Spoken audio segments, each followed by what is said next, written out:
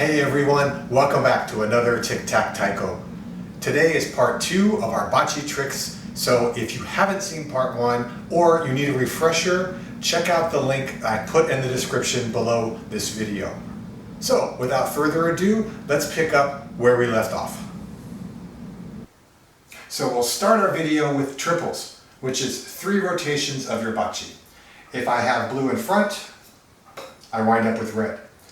Now, going from single to double is about the same level of difficulty as going from double to triple. You're simply doing more than you did in the previous trick. If you're new to triples, I highly recommend going for height, getting air.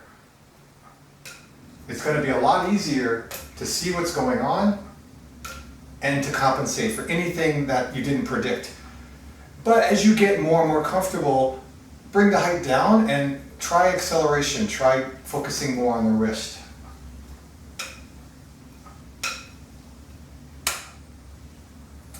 Now at this point, I would say that having a marked Bachi is almost mandatory.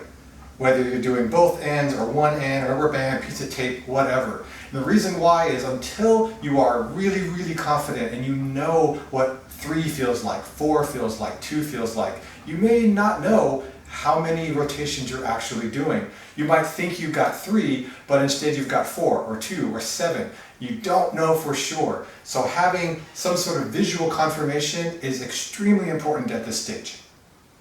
Now, if you move up a level from triple, you go to quadruple. So I'm going to call this section 4 and more. And I'm actually not going to talk about the quad or the 4, because if you can figure out how to do the triple, then you have all the tools you need to figure out how to do the quadruple. It's simply a matter of practicing it and getting a specific number. And in some ways, doing more, where you're just tossing your Bachi in the air and you don't care how many times it rotates, that can be easier than doing something like 4, because you're not aiming for a very specific number and you're not trying to set conditions up to be a specific way. So if you're going to do more, start the same way you did when you were learning triples. Go for height. Get used to it being high in the air, far away from your hand, where it's going to go.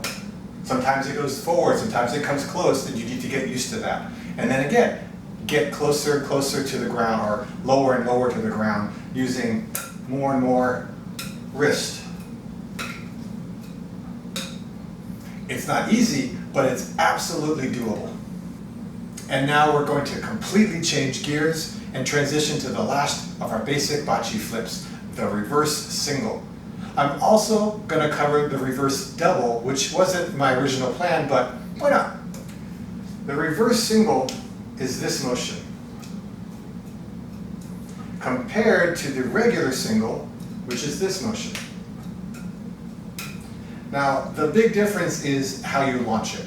With the regular single, I'm using this type of motion, a rotation, or sometimes a lift and a rotation, to get the front end of the Bachi up and around.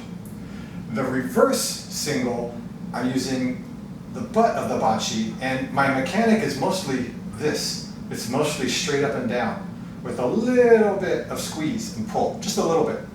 So I'm essentially just trying to toss and flip it over. Flip it over.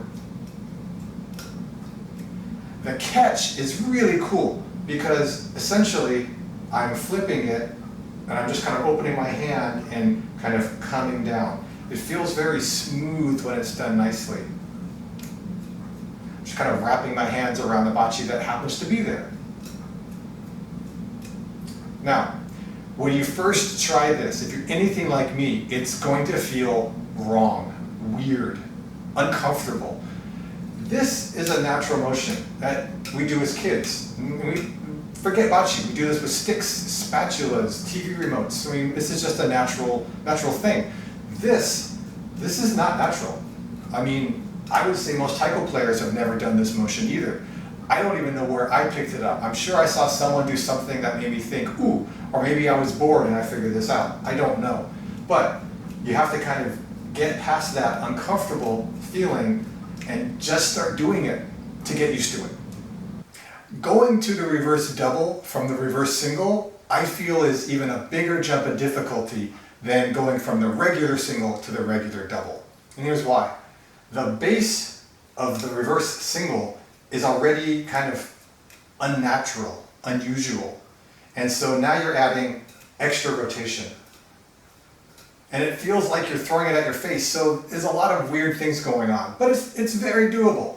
You're simply adding more force. And you need to get your hand out of the way so that you've got the full rotation and your hand's not here and it just will go right in. Of course, it's easy to say. Now, like I'm doing, you might find you catch it in the middle or even closer to the end. That's fine. Just reset.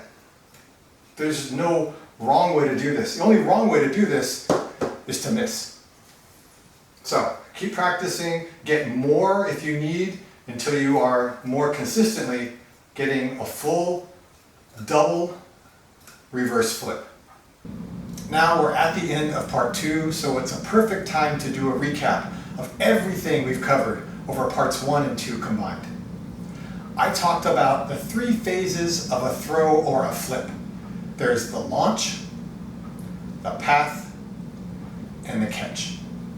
I also talked about the 3 attributes of a flip: height, acceleration, and balance.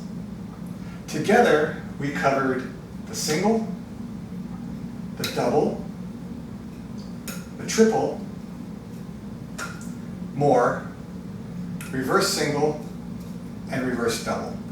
And that's a lot. If you're able to do these with any degree of success, congratulations. It's definitely worth acknowledging that that's an accomplishment. Before I go, let me say that if you liked this video, let me know with a thumbs up, or even hit the subscribe button if you feel like it. If there was a flip you really liked, maybe a flip that was really difficult, or a flip I didn't cover that you'd like me to tackle, let me know in the comments below. I love the feedback. Until then, keep on flipping and be well.